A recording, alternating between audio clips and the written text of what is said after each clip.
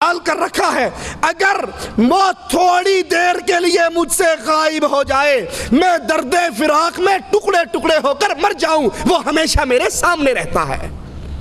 रसूलों की हाजत नहीं, हदीसों की हाजत नहीं, कुरान की हाजत नहीं। अब डायरेक्ट इन मौलवियों की, इन सूफियों की अल्लाह से मुलाकात होती है, वो अल्लाह से सारी बातें पूछ के बता देते हैं।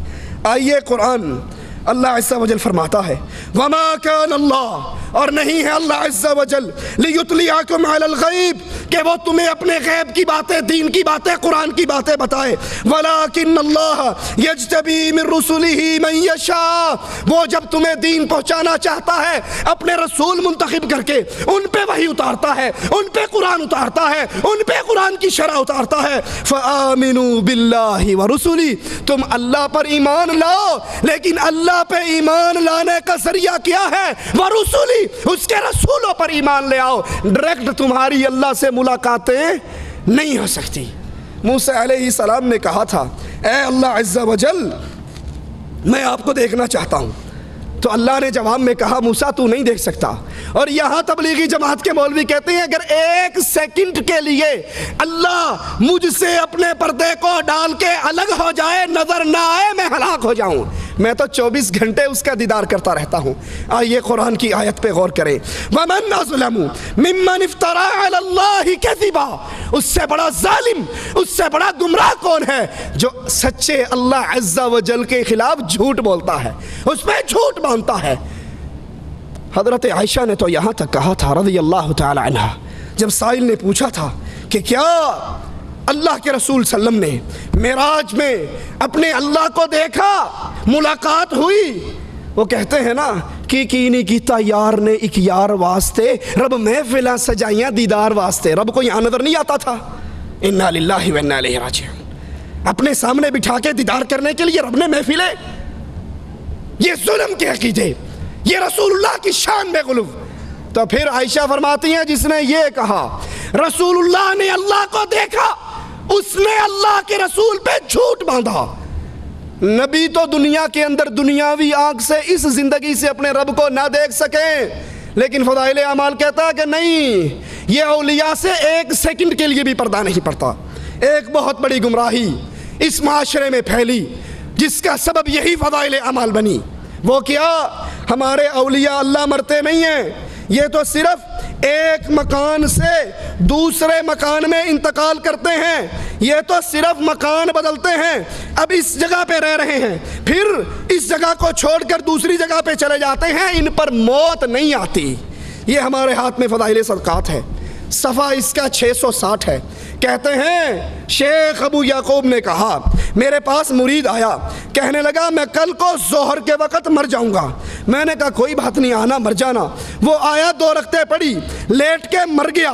मैंने उसको गुस्ल दिया, मैंने उसको कफन दिया, याद करना अल्फाज को, मैंने गुस्ल दिया, कपड़े फाड़े, अस्तंजा करवाया, तहारत करवाई, गुस्ल दिया, लिबास में लपेटा, कफन में लपेटा, कंधों पे उठाया, ये चुप करके प्यार आया। लेकिन जब कब्र में रखा, इसने आंखें खोल दी। मैंने कहा सरदार, मरने के बाद भी जिंदगी है? कहा भले आदमी, मैं तो जिंदा हूँ, अल्लाह का हर आशिक जिंदा रहता है। हम तो एक मकान से दूसरे में इंतकाल करते हैं, हम मरा नहीं करते, हमें मौत नहीं आया करती। एक और बुजुर्ग कहते हैं, एक मुरीद आया, मैंने जब गुस्ल दिया, उसने अंगूठा पकड़ लिया, इसने नहलाना शुरू किया, उसने अंगूठा पकड़ लिया, गुदगुदी कर दी होगी या चूटी काट ली होगी। मैंने कहा बाबा मेरा अंगूठा छोड़ दो, मुझे पता नहीं, मुझे पता है तुम मरे नहीं, ड्रामा कर रहे हो, तुम मरे। मोहम्मद सैयद शेखपुरी रहमतुल्लाह अलैह कहते थे, अल्लाह उनकी कब्र को जन्नत का बाग बनाए। अगर ये तुम्हारे मुर्दे मरते नहीं हैं, इनके जनाजे में अल्लाह मगफिरले हय्यना वाह हय्यना, मरा तो है नहीं, मरे हुए कहोगे तो वाह भी हो जाओगे, वाह भी हय्यना कहा करो। कहा उसने मेरा अंगूठा छोड़ दिया। इब्ने जला कहते हैं, एक बुजुर्ग आए, मैंने उनको फट्टे पे रखा नहलाने के लिए, कहका मार के हंसने लग गए। एक अंगूठा पकड़ रहा है, एक आंखें खोल रहा है और एक हंस रहा है। ये 671 पे। एक और का वाक़या सुनिए। अबू सईद कहते हैं, एक मरतबा मक्का में था, बहरम से निकला, दरवाजे से बाहर एक निहायत खूबसूरत आदमी को मरे हुए पड़ा हुआ देखा। मैंने जब गौर से देखना शुरू किया तो मेरी तरफ देखकर हंसने लग गया। कहने लगा, अबू सईद तुम्हें पता नहीं, मोहब्बत करने वाले दोस्त मरा नहीं करते, सिर्फ एक जगह से दूसरी जगह पे मुंतकिल हुआ करते हैं। मुहम्मदुर रसूलुल्लाह सल्लल्लाहु अलैहि वसल्लम अभी शेख फरमा रहे थे। उमर ने तलवार निकाल कर कहा रज़ियल्लाहु अन्हु वरज़ा, जिसने कहा मोहम्मद मर गए सल्लल्लाहु अलैहि वसल्लम गर्दन को काट डालूंगा। मेरे नबी उठकर क्यों नहीं आ गए? कहा उमर परेशान क्यों होता है, मैं सिर्फ उतो पर्दा कीता है, असल में जाग रहा हूं, जिंदा हूं, सब कुछ देख रहा हूं। अगर तुम्हारे बुजुर्ग अंगूठे पकड़ सकते हैं, फातिमा ने 6 महीने रसूल की जिंदगी के बाद जिंदगी पाई, किसी ने फातिमा को मुस्कुराते ना देखा। फातिमा को करीब करके कहा था आका ने, फातिमा कान में कुछ कहा तो रोने लग गई। आयशा ने पूछा रोई क्यों थी?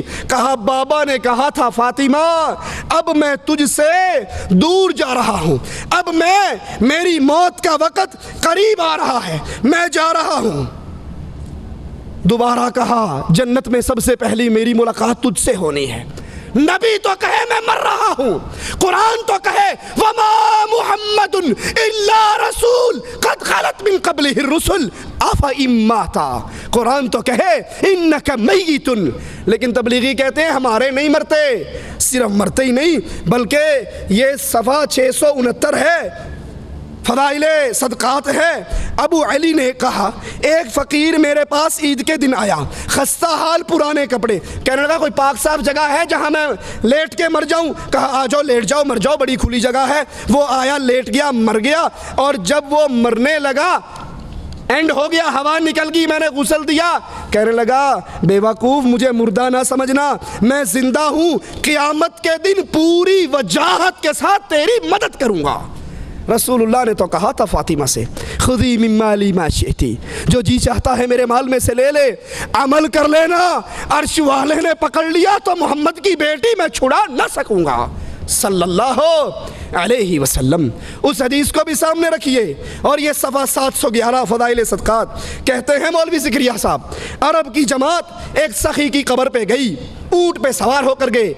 वो कब्र वाला ऊँट वाले के ख्वाब में आया और कहने लगा तुम आए हो खाली पेट वापस चले जाओ, मुझे अच्छा नहीं लगता, ये ऊँट मुझे बेच दो, इसके बदले में असील ऊँट घर खड़ा है वो ले लो। ख्वाब में सौदा तय हुआ। लफ्ज़ है मौलवी ज़िक्रिया साहब के, कब्र वाला उठा, कब्र से निकला, ऊँट को ज़िबा किया। कब्र वाला उठ के बाहर आके ऊँट ज़िबा करके फिर कब्र में चला गया। आगे पुलिस की चेक पोस्ट लगी हुई थी, बेगम को मिलकर क्यों नहीं आया? यतीमों के सर पे हाथ रखकर क्यों नहीं आया? कहा हम गोश्त खा पी के जान बना के पेट भर के जा रहे थे, सामने से एक नौजवान आया, तुम में फुला इब्ने फुला कौन है? कहा मैं हूँ। कहा मेरे बाप को कोई चीज़ बेची है? कहा सौदा ख्वाब में कब्र वाले से ऊँट का हुआ था, कहा उसके बदले ये ऊँट ले ले। मौलवी ज़िक्रिया साहब कहते हैं ये सखावत की हद है कि मरने के बाद भी कब्र पे आने वालों को खाली पेट नहीं भेजा। कब्र पे आए थे या किसी होटल में गए थे? ये गए कहाँ थे? कुरान से सुनिए, अलम यरौ कम्मा हलकना क़ब्लहुम मिनल क़ुरून अन्नहुम इलैहिम ला यरजिऊन। इनसे पहले हमने कितने ही लोगों को मारा है, कितनी ही बस्तियां हलाक हुई हैं। सुनो मालिक का फैसला, अन्नहुम इलैहिम ला यरजिऊन, रब का फैसला है जो मर के अगले जहान चला जाए वो वापिस नहीं आया करता। अशरफ अली थानवी अशरफ उस ज़माने में लिखते हैं नाना जान के बारे में। नाना जान हज पे जा रहे थे, डाकुओं ने हमला किया, मर गए, कत्ल हो गए, ख़त्म हो गए। रात हुई तो नाना जान मिठाई का डब्बा लेके नानी अम्मा को सलाम करने पहुंच गए। कहने लगे किसी को ना बताना, हर जुमेरात को आऊँगा, मिठाई लाऊँगा।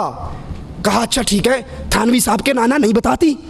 सुबह ख्याल आया जब लोग बच्चे मिठाई खाएंगे तो पड़ोसी तो कहेंगे बाबा मर्द घर में है नहीं, मिठाइयाँ कहाँ से आती हैं, इल्ज़ाम लगेंगे। कहा भाई नहीं परेशान नहीं हो। रात थानवी का नाना आया था। थानवी साहब कहते हैं उसके बाद नाना जान फिर सारी उम्र हमारे घर में दोबारा नहीं आए।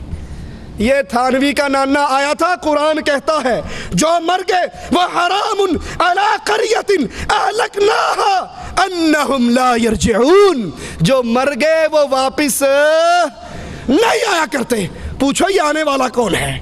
जो मर के अल्लाह के दरबार में चला गया, वो वापस नहीं आते। लेकिन फदाइल अमाल कहती है आते हैं, अंगूठे पकड़ते हैं, मदद करते हैं, रोटी खिलाते हैं और ये सारा कुछ करते हैं, सुनते भी हैं। जबकि कुरान कहता है इन्नका ला तुस्मिउल मौता, ए नबी आप इन मुर्दों को सुना नहीं सकते, आप इनको अपनी आवाज़ें सुना नहीं सकते। फदाइल अमाल को सीने से लगाने की वजह से पांचवी बड़ी गुमराही इस अहले ईमान, अहले इस्लाम कौम में कुरान को छोड़ने की वजह से जो दाखिल हुई, वो ये कि कब्र परस्ती की खुली हुई दावत दी गई।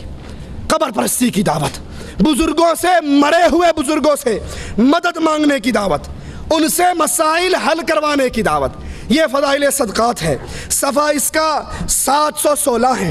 कहते हैं हमारे एक आदमी थे मिस्र में, एक साहिब खैर, कोई दलील नहीं, एक बंदा आवाज़ पे यान दिए, मिस्र में एक साहिब खैर ज़रूरतमंद फ़कीरों को चंदा इकट्ठा करके देते थे।